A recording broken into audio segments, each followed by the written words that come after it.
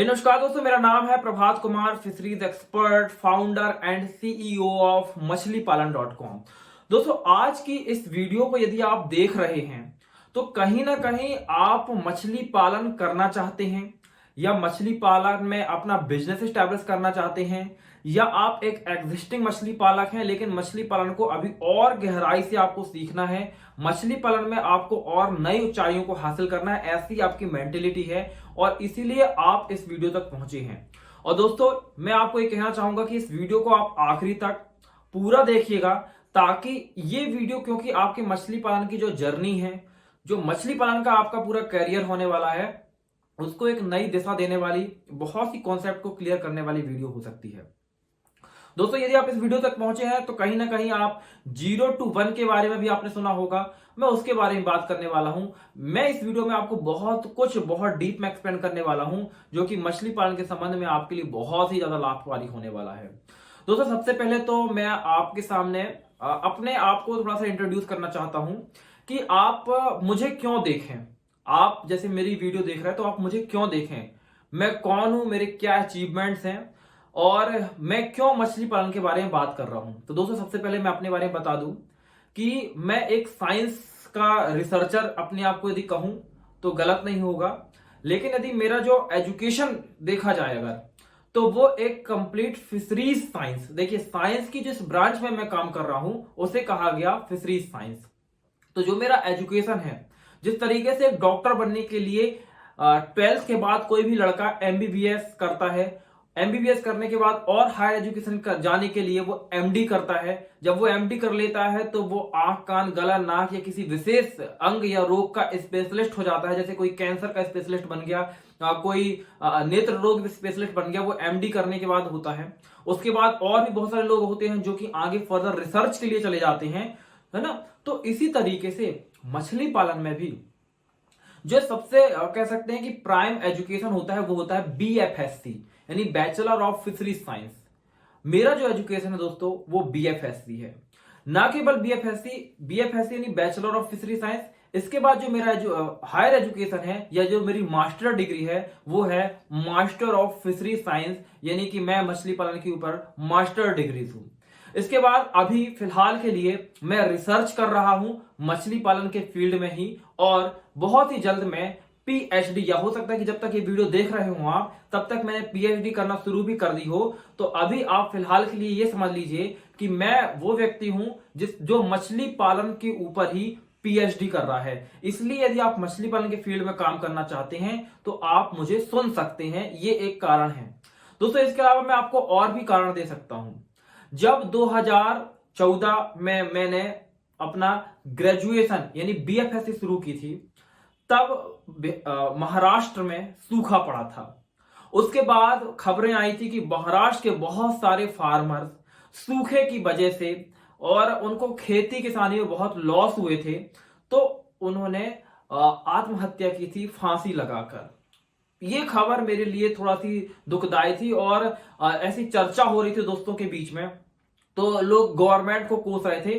पर उसके बाद में जो मुझे लगा वो ये कि कितने ऐसे लोग हैं जो कि बड़े बड़े एग्रीकल्चर कॉलेज और यूनिवर्सिटियों से पढ़ रहे हैं, कितने ऐसे साइंटिस्ट हैं जो बड़े बड़े स्टेशनों में रिसर्च कर रहे हैं, लेकिन इतने इंस्टीट्यूट होने के बाद में जिनकी गिनतियां कभी आप उंगलियों में नहीं कर सकते हैं, क्योंकि वो इतने ज्यादा हैं। कभी क्यों उन रिसर्च के साइंटिस्टों का हमको कोई सॉल्यूशन नहीं प्राप्त हो पाता है, फार्मर फिर भी मर रहा है। और दोस्तों, ये घटना इतनी दुखद है कि आज भी प्रतिदिन कोई ना कोई फार्मर जैसे किसी ना किसी कोने में आत्महत्या कर लेता है कृषि में नुकसान होने की वजह से। अब चूंकि दोस्तों उस समय मैं मछली पालन विज्ञान का छात्र था, यानी बीएफएससी स्टार्ट कर चुका था, तो मैंने ये सोचा कि जब मैं इसकी एक्सपर्टीज हासिल कर रहा हूं तो मैं फार्मर की हेल्प करूंगा। और वो दिन था जब से मैंने फ्री ऑफ कॉस्ट ही जो भी जहां भी जैसी भी कंडीशन में कोई फार्मर मिलता था, चाहे हमारी यूनिवर्सिटीज में कोई आता था, कोई समिट हो रहा है, कोई किसान मेला हो रहा है, या फिर मैं जब अपने भी, क्योंकि यदि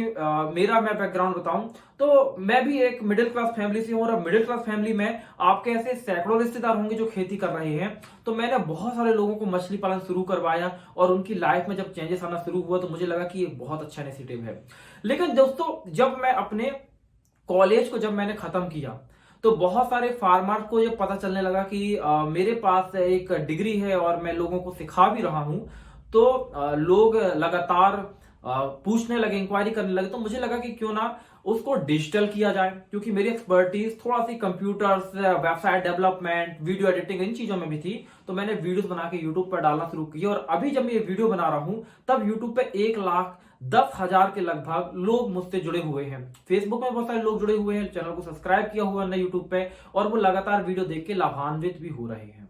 तो दोस्तों ये भी वजह, इसके अलावा और भी वजह कि जब से मैंने काम किया, अगर आप 2014 से देखें तो अभी लगभग 2022 चल रहा है जब मैं ये वीडियो बना रहा हूं, तब तक लगभग 7 साल से ज्यादा का समय हो गया है।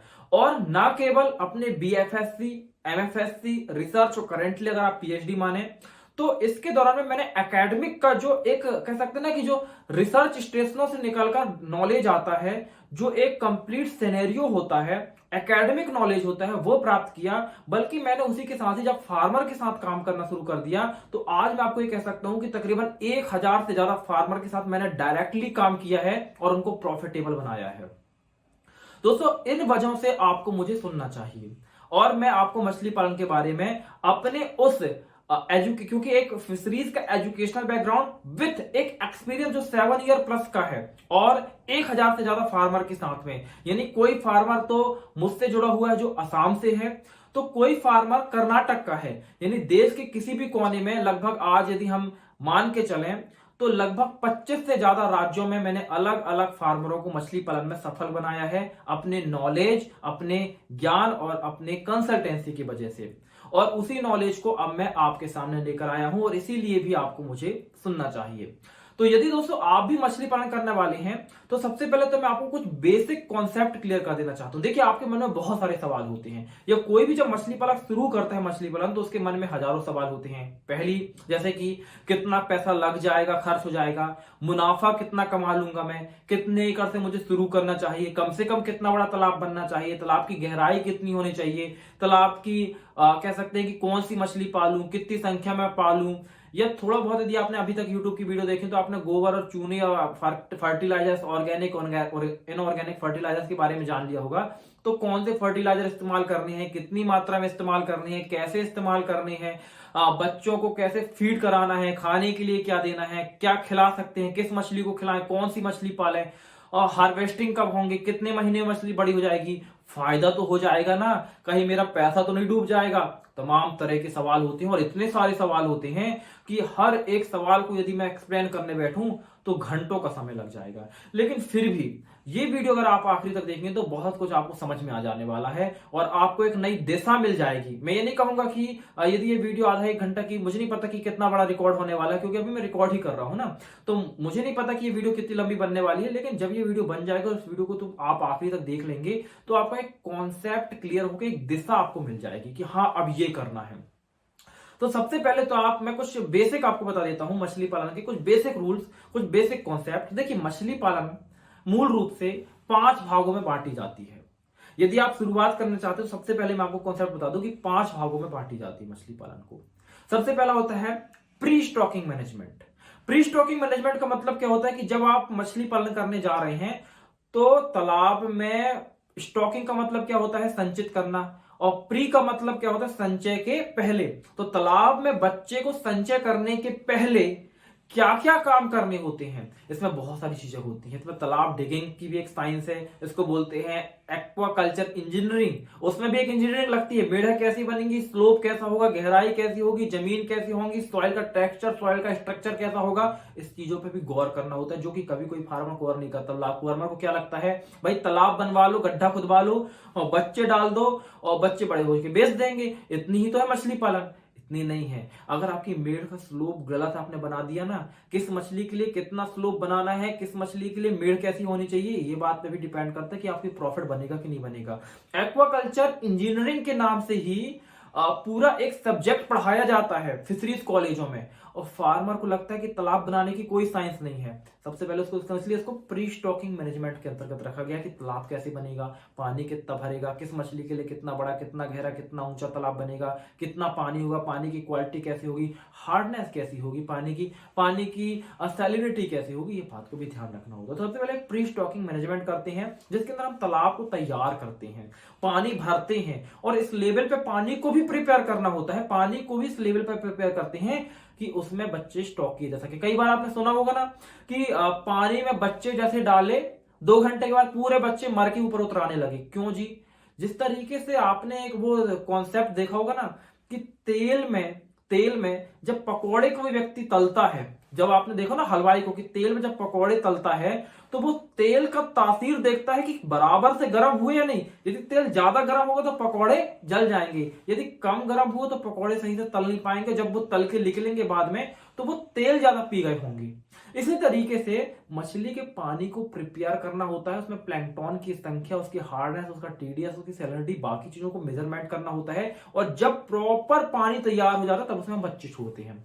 ये सारी चीजें आती है प्री स्टॉकिंग मैनेजमेंट में। इसके बाद होता है पोस्ट मतलब स्टॉकिंग, प्री स्टॉकिंग मैनेजमेंट, फिर उसके बाद होता है स्टॉकिंग, जहां पे हम तालाब के अंदर बच्चों को छोड़ते हैं। बच्चों को छोड़ने का भी एक विज्ञान है, कौन से बच्चे कैसी मात्रा में, कितने समय, किस तरीके से, कैसे कैसे छोड़ना है, ये अपने आप में एक पूरा बड़ा विषय हो जाता है। तो इसके बाद होता है स्टॉकिंग। स्टॉकिंग के बाद जो अगला विषय होता है वो होता है पोस्ट स्टॉकिंग। मतलब आपने बच्चे छोड़ दिया, अब बच्चे छोड़ने के बाद अब क्या करनी है जी, उसमें भी बहुत सारी चीजें होती हैं। तो वाटर क्वालिटी आपको लगातार मेंटेन करना होता है, सॉइल की फर्टिलिटी को चेक करना होता है, उसके बाद में आपको फीडिंग की हैबिटेट, उसका कैलकुलेशन मैकेनिज्म, पूरी चीजें करनी होती हैं। तभी तो आपकी मछली टाइम पे ग्रो करेगी। देखिए मछली ग्रो करना एक वजह, पहले के समय पे क्या होता था, जब टेक्नोलॉजी इस तरीके से डेवलप नहीं हुई थी, खासकर जब मैं बहुत सारे फार्मरों से मिला अपने यूजी के दौरान ही शुरुआती अवस्था में, तो बहुत सारे फार्मर कहते थे कि हम तो सर मछली पालन करते हैं। मैंने कहा अच्छा खाने के लिए कहते तो बोले कुछ नहीं देते। तो मतलब उनने कोई टेक्नोलॉजी यूज नहीं की, उनके तालाब जो वो होते सरकारी तालाब बने उसमें मछली को डाल दी, लेकिन मछली कितने दिन में उनकी निकलती थी, 3 साल 4 साल में मछली 1 किलो की हो रही है। तो ये पॉइंट भी कि अगर आपका 4 साल में कल्चर एक कर रहे हैं तो प्रॉफिटेबिलिटी कैसे आएगी। आपको तो बस ये है कि अगर 10 महीने का टाइम है तो 10 महीने में ही आपकी मछली 1 किलो हो जानी चाहिए। वो क्यों नहीं होती उन लोगों की, क्योंकि वो पोस्ट स्टॉकिंग मैनेजमेंट नहीं करते हैं। आपको भी पोस्ट स्टॉकिंग मैनेजमेंट सीखना होगा ताकि मछली को टाइम पे बड़ा कर सकें। और हमेशा ध्यान रख लीजिए कि आपके प्रोडक्ट की कीमत तभी है जब उसको आप टाइम पे उसको प्रोडक्शन उसका ले लें, है ना। अगर वो टाइम से ज्यादा आपका चला गया तो प्रॉफिट आपका टाइम के साथ बढ़ जाता है। अगर आप 1 साल में 10 लाख की मछली बेच सकते हैं और आप 2 साल में बेचेंगे तो 1 साल का मुनाफा 5 लाख हो जाएगा। जबकि अगर उसी मछली को 1 साल में बड़ा करके आप बेच दें तो 1 साल का मुनाफा 10 लाख रुपए हो जाएगा। तो जितना टाइम ज्यादा होगा मुनाफे का आपका बंटवारा उतना ज्यादा बढ़ जाता है। तो ये बात होती है। तो पोस्ट स्टॉकिंग मैनेजमेंट को आपको सीखना होता है ना। उसके बाद फिर अगली आ जाती है हार्वेस्टिंग। हार्वेस्टिंग किसने कैसे होती है, कितने तरह की होती है। पार्सल हार्वेस्टिंग होती है, वन टाइम हार्वेस्टिंग होती है, कई तरह से हार्वेस्टिंग की जाती है। हार्वेस्टिंग के बहुत सारे रूल होते हैं और कुछ ऐसी गलतियां फार्मर कर देते हैं जिसके वजह से हार्वेस्टिंग करने के बाद जब वो अपनी मछलियों को मार्केट में लेके जाते हैं, पूरा साल उन्होंने सब कुछ सही किया लेकिन हार्वेस्टिंग के टाइम पे गलती कर दी, तो जब वो अपना प्रोडक्ट मार्केट पे लेके जाते हैं तो उनके मछलियों की कीमत उनको नहीं मिलती है। क्यों? क्योंकि बहुत सारी गलती उन्होंने हार्वेस्टिंग के टाइम पे कर दी। वो गलतियां आपको नहीं करनी, वो सीखना होगा आपको, वो जानना होगा, वो गहराई से समझना होगा कैसे कैसे वो चीजें होती हैं। उसके बाद होता है पोस्ट हार्वेस्टिंग। देखिए मछली को तालाब से निकालना होता है हार्वेस्टिंग, लेकिन मछली को तालाब से निकालकर बाजार में ले जाके बेचने के बाद की प्रक्रिया होती है पोस्ट हार्वेस्टिंग। और पोस्ट हार्वेस्टिंग के बाद एक और पॉइंट होता है, इसको बोलते हैं वैल्यू एडिशन। देखिए मछली का आपने अचार के बारे में सुना है, अगर आप चाहें तो अचार भी बना सकते हैं मछली का। अब मछली के आपने फिलेट के बारे में सुना है, मछली के छोटे छोटे टुकड़े करके उनके बना के लीफ बना के मार्केट के अंदर सेल किया जाता है। फ्रोजन फिश के बारे में सुना होगा, सऊदी अरेबिया में मछली पालन नहीं होता, वहां पे फ्रोजन फिश, इंडिया की फिश को फ्रोज बर्फ में ठंडा करके सऊदी अरेबिया भेजा जाता है, उसको बोलते हैं वैल्यू एडिशन। यानी पोस्ट हार्वेस्टिंग के पार्ट्स होते हैं। इसके बारे में क्या आपने सोचा, नहीं सोचा, इतना सबको सीखना होगा, एक एक पॉइंट को सीखना होगा। देखिए मैं अभी आपको केवल इंट्रोडक्शन दे रहा था और इतना लंबा समय चला गया। इसको जब आप डिटेल से सीखेंगे ना तो बहुत कई घंटे और बहुत सारी क्लासें आपको अटेंड करनी पड़ेंगी, तब जाके एक एक कॉन्सेप्ट, एक एक बात को आपको क्लियर होगा। तो इसी चीज को देखते हुए अपने ना केवल एकेडमिक बीएफएससी, एमएफएससी, रिसर्च और पीएचडी इस चीजों को मिलाकर इन चीजों, हालांकि मैं आपको क्लियर कर दूं कि currently I am not a student of PhD, I am a researcher, लेकिन बहुत जल्द हो सकता है, जब तक आप ये वीडियो देख रहे हो तब तक मेरी पीएचडी कंप्लीट भी हो चुकी हो। तो जब तक अगर आप देखें बीएफएससी, एमएफएससी, रिसर्च एंड पीएचडी, ये जो एकेडमिक नॉलेज है इसके साथ में वो 1000 फार्मर के साथ में 1-to-1 on the ground knowledge है और उसके साथ में जो 7 ईयर का एक्सपीरियंस है, इसको पूरे को कंबाइंड करके मैंने एक कोर्स बनाया जिसका नाम है 0-to-1। और शायद यदि आपने मेरी वीडियो यूट्यूब पे लगातार देखी है तो उसके बारे में आपको पता होगा। अब आपको मैं बताता हूं कि 0-to-1 क्या है, कैसे 0-to-1 आपकी हेल्प करेगा मछली पालन में सफल होने के लिए, कैसे ये आपकी कॉस्ट को रिड्यूस करेगा, कैसे आपको मछली पालन में प्रॉफिटेबल बनाएगा। तो सबसे पहले मैं मछली पालन के बारे में 0-to-1 के बारे में कुछ बेसिक इन्फॉर्मेशन, सबसे पहले तो मैंने बता दिया कि मैंने बनाया कैसे अपने इस लंबे एक्सपीरियंस और एकेडमिक नॉलेज के दम पे, और इसमें मैंने क्या क्या चीजें इंक्लूड की। बेसिकली इसके मुख्य रूप से 3 भाग हैं। सबसे पहला भाग है मछली पालन की संपूर्ण जानकारी, जिसमें मैं बिजनेस ओरिएंटेड नॉलेज और प्लस सपोर्ट सिस्टम। देखिए, एक होता है मछली पालन में कि आपको बताया गया कि तालाब में इतने किलो गोबर डाल दीजिए, इतने किलो चूल्हा डाल दीजिए, इतने बच्चे छोड़ दीजिए, खाने के लिए ये दे दीजिए, आपका मछली पालन हो जाएगा। एक तो वो हो गया। दूसरा होता है, यदि मैं आपको कह रहा हूं कि तालाब में आपको 200 किलो चूना डालना है, तो आपको तुरंत सवाल होना चाहिए कि सर 200 किलो ही चूना क्यों? पर आप सवाल करें ना करें, मैं आपको बताऊंगा जब ये ट्रेनिंग आप लेंगे कि 200 किलो चूना क्या होता है। सबसे पहले तो आप ये समझिए कि चूना क्या होता है, चूने की जरूरत मछली पालन में क्यों होती है, चूने में ऐसे कौन से कंपाउंड से ऐसी कौन सी चीजें होती है जो पानी में कुछ क्या रिएक्शन करती हैं, चूने का इस्तेमाल ही क्यों करें, क्या चूने के अलावा कोई और चीज का इस्तेमाल नहीं कर सकते हैं, क्या सिमिलर इफेक्ट वाली कोई और चीज मार्केट में अवेलेबल नहीं है। चूने का यदि आप 200 किलो इस्तेमाल के लिए बोल रहे हैं तो 200 किलो ही क्यों किया जाएगा, 300 किलो क्यों नहीं कर सकते या 100 किलो क्यों नहीं कर सकते हैं। तो यहां पे मैं आपको केवल ये बता के नहीं छोड़ दूंगा कि 200 किलो चूना तालाब में डालना है, बल्कि उसके पीछे का जो पूरा साइंस है कि चूना पानी के अंदर जाने के बाद एक्चुअली में तालाब में करता क्या है, और 200 किलो ही क्यों, वो कॉन्सेप्ट आपके पास खुद आ जाएगा कि हाँ सर अब समझ में आया कि 200 किलो ही क्यों आप बोल रहे हैं, 300 किलो या 100 किलो क्यों नहीं बोल रहे हैं। तो उस गहराई से जब आप चीजों को समझेंगे ना, तो मछली पालन के एक एक कॉन्सेप्ट आपके क्लियर हो जाएंगे। इसी तरीके से मैं फीडिंग के बारे में बताऊंगा, इसी तरीके से मैं स्टॉकिंग के बारे में बताऊंगा, इसी तरीके से मैं वाटर क्वालिटी के बारे में बताऊंगा, हर एक चीज के बारे में इतनी गहराई से, और उसके पीछे का जो मैकेनिज्म है उसको भी समझाऊंगा, तो आपके पूरे कॉन्सेप्ट क्लियर हो जाते हैं। ये शुरुआत कहां से होगी, ये शुरुआत तालाब निर्माण से नहीं, ये शुरुआत होगी उस स्टेज से जहां से आप उस जमीन का सिलेक्शन करेंगे जहां पे आपका तालाब बनना है, और इसको खत्म कहां किया जाएगा, जब आप तालाब से मछली को निकालकर एट द एंड मार्केट में बेच देंगे। इसके जो भी चीजें होती है हर एक चीज को क्लियर हो जाएगी आपकी। जब ये आप सीख लेंगे, जरा ध्यान से सुनिएगा, जब ये आप सीख लेंगे, देखिए मैं आपको एक कॉन्सेप्ट बताता हूं, समोसे का ही कॉन्सेप्ट देता हूं। एक कॉन्सेप्ट होता है समोसा बनाना। अब मैदा कैसा लेना है, उसको कैसे मारना है, उसके कैसे वो त्रिकोण बनाना है, उसके अंदर सब्जी कैसे भरनी है, सब्जी कैसे बनेगी, आलू कैसे कटेगा, और उसको फ्राई कैसे करना है, कितने टेम्परेचर में कैसे फ्राई करना है, ये तो एक होता है मिस्त्री का काम, जिसको बोला जाता है हलवाई। हलवाई ये जानता है कि समोसा कैसे बनना है, लेकिन हर एक हलवाई एक सफल व्यापारी नहीं होता है। यानी आपने अपने आसपास देखें अगर, तो आपको 25 होटल मिलेंगी जहां पे समोसे मिलते होंगे, दुकानें मिलेंगी बेसिकली अगर मैं कहूं तो, हर दुकान में समोसे बिक रहे हैं। लेकिन आपने देखा होगा कि कुछ ही दुकानों के समोसे बहुत ज्यादा बिकते हैं और कुछ दुकानों में समोसे बिक ही नहीं पाते हैं। आपने देखा होगा ना, कुछ होटलें बहुत ज्यादा चलती हैं, कुछ दुकानें कुछ नहीं चलती हैं। जबकि समोसा बनाना हर दुकान वाला जानता है, लेकिन प्रॉफिट कमाना कुछ ही दुकान वाले जानते हैं। इसके पीछे एक रीजन है कि समोसा बनाना तो सब जानते हैं, लेकिन व्यापार करना उनमें से कुछ ही जानते हैं। उसी तरीके से जो मैंने ये बताया कि तालाब निर्माण से तालाब को मछली को निकालकर बाजार में बेचने के पीछे का जो साइंस समझ लीजिए, वो विज्ञान है समोसे बनाने का। अब इसका इस्तेमाल करते हुए एक सफल होटल कैसे चलानी है, मतलब सफल एक मछली पालन का व्यापार कैसे खड़ा करना है, ये भी आपको जानना जरूरी होगा। तभी तो आपकी लागत कम से कम लगेगी और मुनाफा ज्यादा से ज्यादा होगा। और इसी को ध्यान में रखते हुए मैं बताऊं कि मैं क्योंकि खुद भी एक मछलीपालन.com को रन कर रहा हूं, इसके पहले भी मैंने अपने कॉलेज के दौरान में आर्यवर्तइंडिया.com के नाम से एक स्टार्टअप रन किया था। तो स्टार्टअप, बिजनेस, मार्केटिंग, सेल्स, इसी के दौरान मैंने करीबन करीबन 100 से 200 किताबें पढ़ी थी।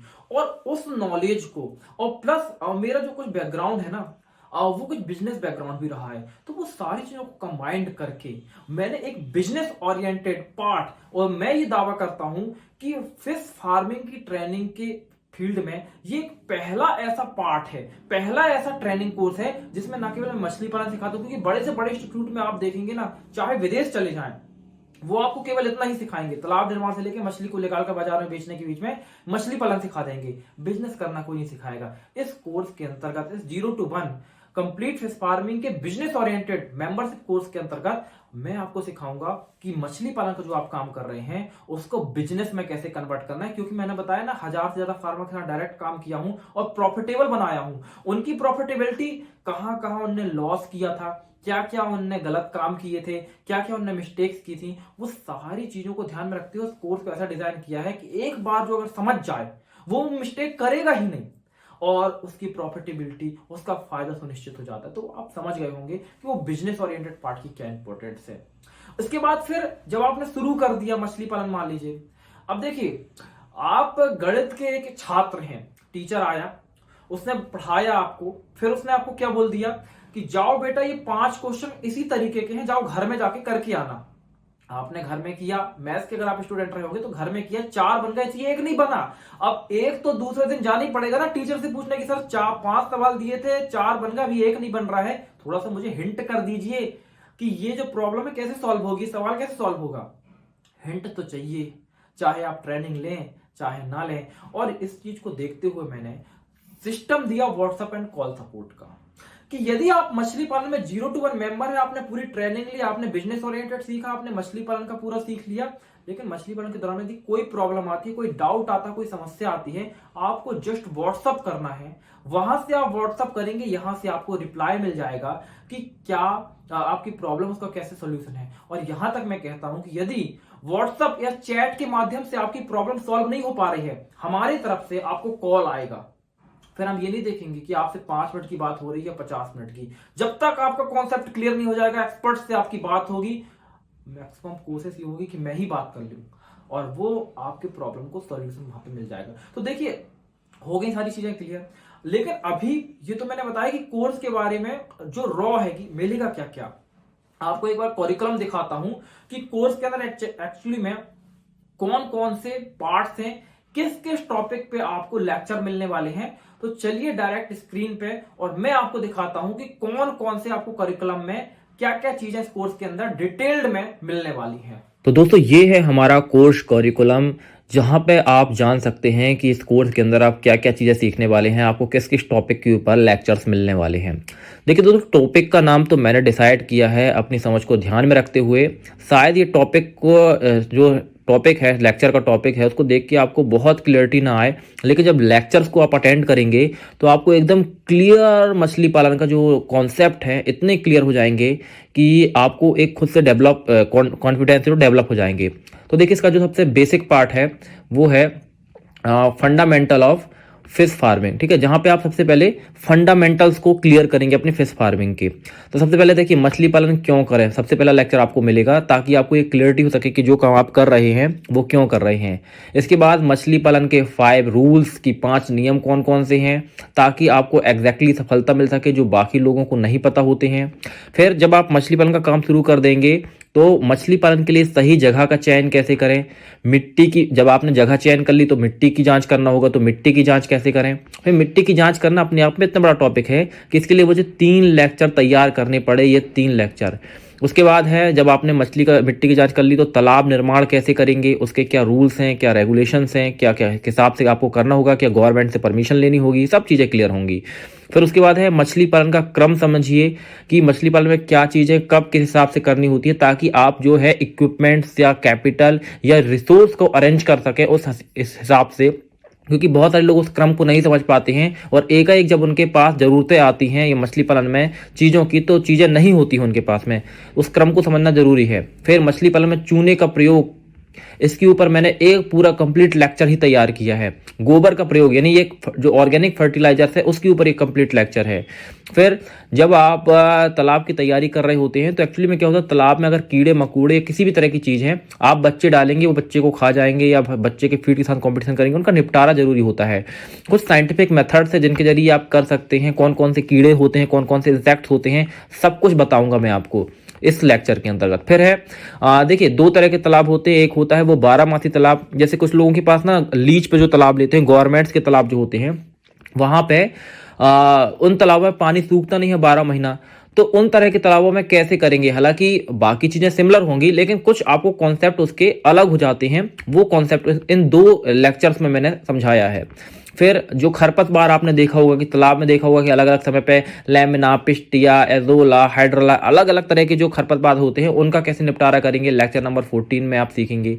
फिर जब इतना कुछ आप कर लेंगे फिर आप करेंगे मत्स्य बीज संचय के पूर्व और क्या क्या चीजें तालाब में तैयार करनी होती हैं। फिर जब ये हो जाएगा आपका, तो फिर आप आते हैं कि कौन सा बच्चा भाई आपको संचित करना चाहिए, तो आपको कौन सी मछली का पालन करना चाहिए, ये डिसाइड करना बहुत जरूरी होता है। जैसे आप सवाल करते हैं ना, इसके ऊपर ही मैंने पूरा एक लेक्चर तैयार किया जहां पे आपको पूरा क्लियर क्रिस्टल एक नॉलेज हो जाएगा कि क्या मछली है, कौन सी मछली है, कैसे पालन करना है। ना केवल मछली को देखते हुए बल्कि आपके फाइनेंस, उसकी मार्केट डिमांड, मतलब बहुत सारे फैक्टर्स होते हैं जिनको देख के आप ये डिसाइड करते हैं। ठीक है, तो वो पूरा मैंने एक्सप्लेन किया है।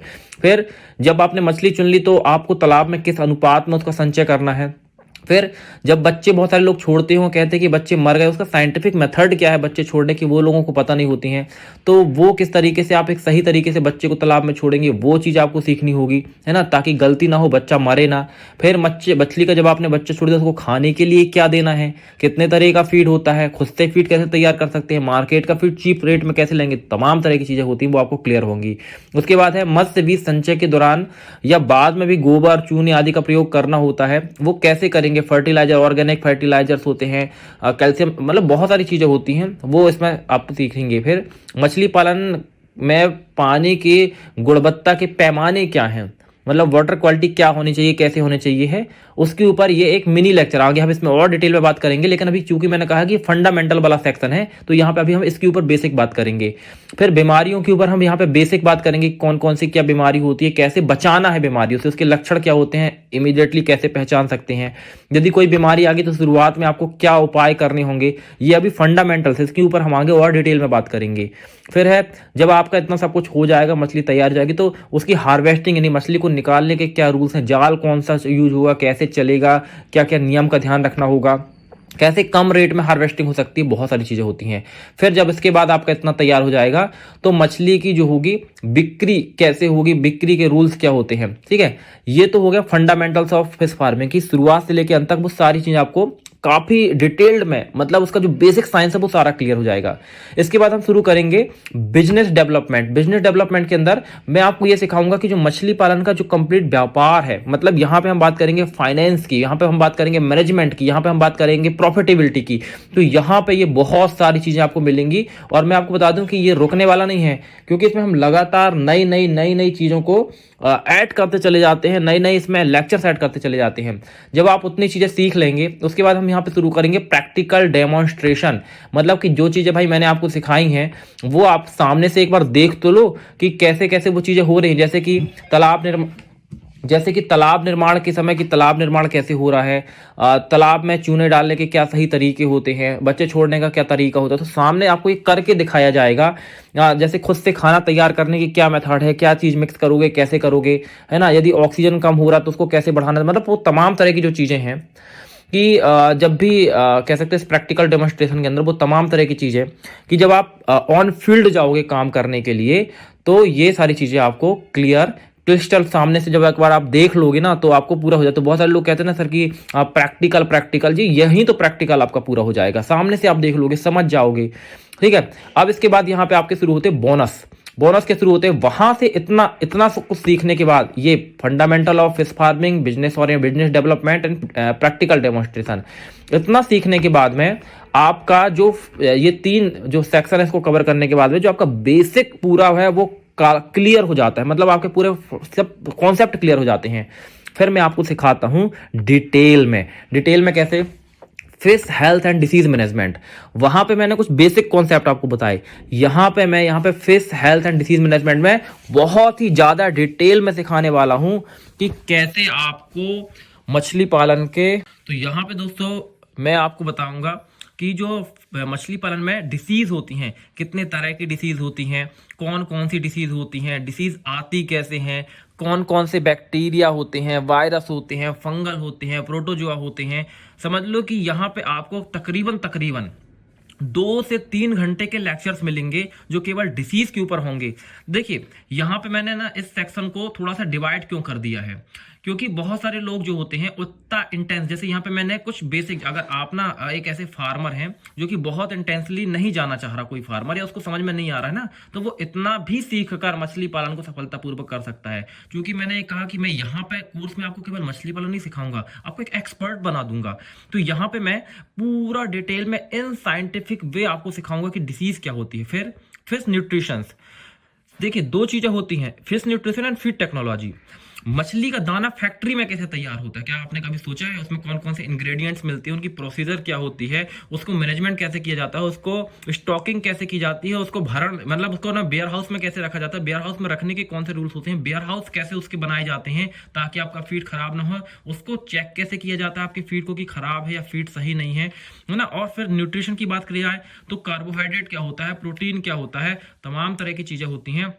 तो यहाँ पे बहुत डिटेल्स में हम बात करेंगे फिश न्यूट्रिशन के बारे में। फिर लाइफ फील्ड कल्चर, मतलब मछली पालन में यदि आपको फीड की कॉस्ट कम करनी है ना, तो मछली को बहुत सारा आप लाइव फीड भी खिला सकते हो, जिसको मछली खाना बहुत ज्यादा पसंद करती है। यहाँ पे हम बात करेंगे कि तालाब के अंदर जू प्लैंक्टन कैसे आप बढ़ा सकते हैं। यहाँ पे हम बात करेंगे कि केचुए को कैसे आप कल्चर करके मछली को खिला सकते हैं, आर्टीमिया को कैसे कल्चर कर सकते हैं। यहाँ पे आप लैमिना माइनर पिस्टिया इनका कल्चर करके कैसे मछलियों को फीड कर सकते हैं।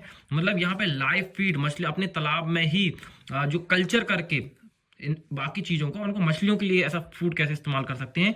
अलग अलग तरह के जो एनिमल्स हैं जिनको मछलियां खाती हैं, उनके कल्चर की मैं हर तरह के एक जो एनिमल्स हैं या जो जीव हैं उनके कल्चर की यहाँ पे पूरा आपको इन डिटेल्ड मेथड मिलेगी। तो ये भी अपने आप में एक कंप्लीट बहुत बड़ा लेक्चर इसके ऊपर आपको मिलने वाला है। फिर है introduction of different types of fish. देखिए जिस भी मछली का आप पालन करने वाले हैं, सबसे पहले आपको ये तो पता हो कि कितने तरह की मछलियां होती हैं, तब तो आप डिसाइड करेंगे कि किस मछली का पालन करना है। तो हर मछली के बारे में स्पेसिफिक जानकारी, कतला के बारे में आपको स्पेसिफिक बताऊंगा, रोहू के बारे में एक लेक्चर दूंगा, और कॉमन कार्प, जितनी भी मछलियां, हर एक मछली के ऊपर इंडिविजुअल एक लेक्चर आपको इंट्रोडक्शन ऑफ फिश में मिलेगा, ताकि हर एक मछली की डिटेल जानकारी मिल सके, ताकि आप हर मछली के हैबिट और हैबिटेट, यानी मछली क्या खाती है, किस जगह में रहती है, कैसा बिहेव करती है, उसकी ब्रीडिंग हैबिट्स क्या होती है, ताकि आपको ये समझ में आ जाए कि जिस मछली का आप पालन करने जा रहे हैं उस मछली का व्यवहार कैसा है। अब जैसे कि गाय का हैबिट और हैबिटेट आप समझते हैं ना, कि घर में रहने वाली मछली है, गाय जो होती है घर में रहती है, चारा चरने के लिए जाती है, घास खाती है, उसके बारे में क्लियर जानकारी होती है तो उसका पालन कोई भी कर सकता है। मछलियों के बारे में इतनी क्लियर जानकारी नहीं होती, तो हर मछली के बारे में हर पूरी जानकारी उसके, यहां तक मैं आपको बताऊंगा कि मछली के अंदर किस मछली के अंदर कौन सा ऑर्गन होता है और किस ऑर्गन की वजह से कौन मछली खास होती है, पूरी जानकारी आपको मिलेगी। फिर different types of fish farming system. बहुत सारे लोग कंफ्यूज होते हैं कि सर मैं तालाब में मछली पालन करूं कि आरएएस लगाऊं कि बायोफ्लॉक लगाऊं कि मैं रेसवे कल्चर करूं या मैं केज कल्चर करूं, पेन कल्चर करूं। बहुत सारे कल्चर सिस्टम होते हैं, आपको कौन सा कल्चर सिस्टम करना चाहिए। तो हर एक कल्चर सिस्टम के बारे में इन डिटेल में जब मैं आपको समझा दूंगा तो आपको बड़ी क्लियरिटी हो जाएगी कि कौन सा कल्चर आपको करना चाहिए, किस तरफ आपको जाना चाहिए। देखिए यहाँ पे ऊपर मैंने वाटर क्वालिटी के ऊपर एक बताया था, लेकिन वहां पे बेसिक था। यहाँ पे मैं आपको एक एक वाटर क्वालिटी के बारे में समझाऊंगा कि कौन कौन सी वाटर क्वालिटीज होती हैं, अमोनिया क्या होता है, नाइट्रेट क्या होता है, नाइट्राइट क्या होता है, पीएच क्या होता है, डीओ क्या होता है, और इसके बाद में इसको चेक कैसे करेंगे, यदि बढ़ रहा है तो कम कैसे करना है, घट रहा है तो बढ़ाना कैसे है, कौन कौन सी दवाओं का इस्तेमाल करना है, कौन कौन सी केमिकल का इस्तेमाल करना है। जब मैं इसको डिटेल में, और ये किस भी चीज का इस्तेमाल करने के बाद में ये बढ़ क्यों, मान लीजिए जैसे ऑक्सीटैप का नाम आपने सुना होगा, ऑक्सीजन को बढ़ाने के लिए ऑक्सीटैप का इस्तेमाल किया जाता है, पर ऑक्सीटैप में ऐसा क्या होता है, वो पानी के अंदर आके क्या करता है कि ऑक्सीजन तालाब के अंदर बढ़ जाता है ना। तो वहां पे मैं पूरा वाटर क्वालिटी के आपके समझाऊंगा। फिर इसके अलावा यहाँ पे जो और है टॉपिक कह सकते हैं, nursery management and fingerling production. देखिए 3 तरह के मछली के बच्चे होते हैं, स्पॉन, फ्राई, फिंगरलिंग। तो बहुत सारे लोग कहते हैं कि सर हम छोटा बच्चा, जो जिसको वो बोलते हैं ना कि जीरा साइज बच्चा ले आए और उसको क्या हम अपने तालाब में ही, नर्सरी तालाब में रखकर बड़ा कर ले, क्योंकि फिंगरलिंग मिलता है महंगा और जो फ्राई है या स्पॉन है बहुत सस्ता मिल जाता है। तो स्पॉन सस्ते में खरीद लो और अपने तालाब में ही उसको बड़ा कर लो, तो उसको नर्सरी तालाब में बड़ा किया जाता है। तो फ्राई अपने तालाब, मतलब आप स्पॉन खरीद के ले आओ और फ्राई को तौर पर उसको बड़ा कर लो। तो कैसे फ्राई के तौर पे आप उसको बड़ा करोगे, वो होता है नर्सरी तालाब में। तो नर्सरी तालाब का मैनेजमेंट नॉर्मल तालाबों से अलग होता है। तो यहाँ पे मैं पूरा आपको नर्सरी तालाब का मैनेजमेंट बताऊंगा, ताकि आप अपने तालाब के बाजू से एक छोटा सा नर्सरी तालाब बना लें। आप फिंगरलिंग जो कि महंगा मिलता है उसे ना खरीद कर स्पॉन खरीदें और स्पॉन को फिंगरलिंग में कन्वर्ट करें। अपने ही तालाब में उसको संचित कर सकते हो उस फिंगरलिंग को, और दूसरे आसपास के फार्मर को आप उसको बेच के पैसा भी कमा सकते हो। और इतना कुछ सीखने के बाद में जब आप मछली पालन करेंगे और आपको कोई समस्या होती है, कोई प्रॉब्लम होती है, आप किसके पास जाएंगे जी? आपको मिलेगा व्हाट्सएप एंड कॉल सपोर्ट। आपको जस्ट अपनी प्रॉब्लम व्हाट्सएप पे हमारे तक पहुंचानी है और यहां से आपको सॉल्यूशन मिल जाएगा। तो इतना कुछ जब आप सीख लेंगे, इतना कुछ जानकारी जब आपको मिल जाएगी मछली पालन के बारे में, तो डेफिनेटली आपकी सक्सेस सुनिश्चित हो जाएगी। और अभी आप कल्पना कीजिए कि आपको क्या आता है, इसमें से कितनी चीजें आपको आती हैं। मुझे लगता है कि आपको यदि बहुत कम आ रहा है तो फिर आपको कैसे सक्सेस मिलेगी। तो जरूरी ये नहीं है कि आपके पास कितना पैसा है इन्वेस्ट करने के लिए, जरूरी ये है कि उस पैसे का कहाँ, कितना, कितनी मात्रा में, किस तरीके से इस्तेमाल करना है। वो तभी आपको पता होगा जब आपको ये पूरे बेसिक कॉन्सेप्ट क्लियर होंगे, इतनी डिटेल में जानकारी होगी, तो फिर मछली पालन में सफलता आपकी रोकी नहीं जा सकती है। दोस्तों, अभी आपको ये समझ में आ चुका है कि इस कोर्स के अंदर डिटेल्ड में क्या क्या चीजें अवेलेबल हैं, और आपको ये भी समझ में आ गया होगा कि अरे वाह, जो चीजें मुझे चाहिए थी वो तो सब इस कोर्स के अंदर है। और मुझे तो लगता है कि आपके मन में ये ख्याल जरूर आता है कि वाह, मुझे तो ये कोर्स जरूर ज्वाइन करना है।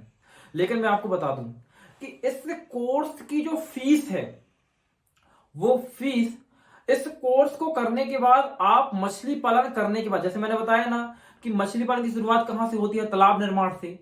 लेकिन फायदा कहां मिलता है? जब आप तालाब से मछलियों को निकालकर बाजार में बेच देते हैं। लेकिन मैं आपको गारंटी देता हूं इस बात की कि यदि आप इस कोर्स की इस मिनिमल एक छोटी सी फीस को भर के इस कोर्स में एनरोलमेंट लेते हैं, ज्वाइन करते हैं, तो आपको बेनिफिट 10 गुना से ज्यादा बेनिफिट तभी मिल जाएगा जब आप इस कोर्स को ज्वाइन करेंगे। कैसे? मैं आपको समझाता हूं।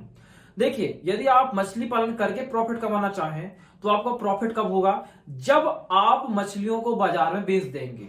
लेकिन मछली पालन करने के दौरान में आप लाखों रुपए तो खर्च करने वाले हैं। यदि मैं एक सिंपल एग्जांपल के साथ आपको समझाऊं, तो जब आप मछली पालन के लिए तालाब बनवाएंगे, यदि आप 1 एकड़ में भी तालाब बनवा रहे हैं, मिनिमम आपका 1 से 1.5 लाख रुपए खर्च होने वाला है। उसके बाद आप उसमें बच्चे छोड़ेंगे, तमाम तरह के खर्च करेंगे। आपको, यदि आपके पास यह बना बनाया भी तालाब है, तो 1 से 1.5 लाख रुपए आपका खर्च आएगा साल भर का।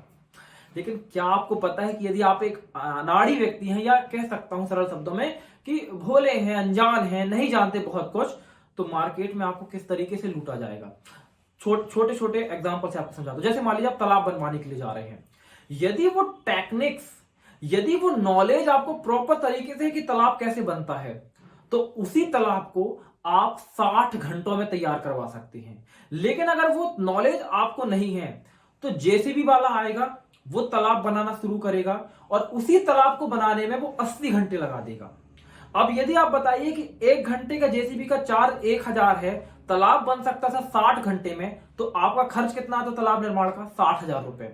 लेकिन चूंकि आपको वो नॉलेज नहीं था बेसिक, तो आपको पता ही नहीं था कि जेसीबी वाला सही बना रहा है कि नहीं बना रहा है, तो आपका कितना घंटा लग गया? 80 घंटे। अब आपको वो चीज समझ में नहीं आई। लेकिन अगर 20 घंटे ज्यादा लगे तो आपके 20,000 रुपए ज्यादा लग गए। आपका पहला नुकसान यहीं पे हो गया। लेकिन अगर आपको प्रॉपर नॉलेज होता तो कम से कम 10 से 20,000 रुपए आप तभी बचा लेंगे जब आपका तालाब बन रहा होगा। तो पहला मुनाफा तो यही हो गया, क्योंकि ये पैसा आपका पहले ही बच गया।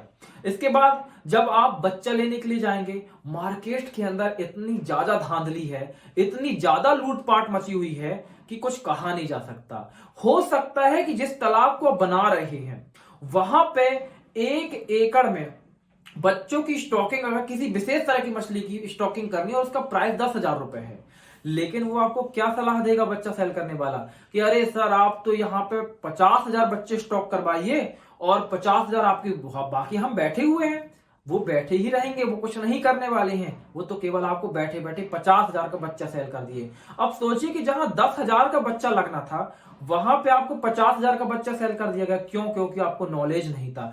लेकिन अगर आपने इस ट्रेनिंग को प्रॉपर तरीके से किया है, समझा, इसके नोट्स आपने प्रिपेयर किए होंगे, तो आपको उसको सामने से बोल सकते हैं, भाई 50,000 का बच्चा क्यों, मेरे को पता है कि यहाँ पे 10,000 रुपए का बच्चा ही डलना चाहिए। और वहां पे आप मैं नहीं कह रहा कि हर बार वो 50,000 ही ज्यादा मांगेगा, लेकिन 10 के 15 तो मांग लेगा, 10 के 20, 10 के 30 तो मांग लेगा।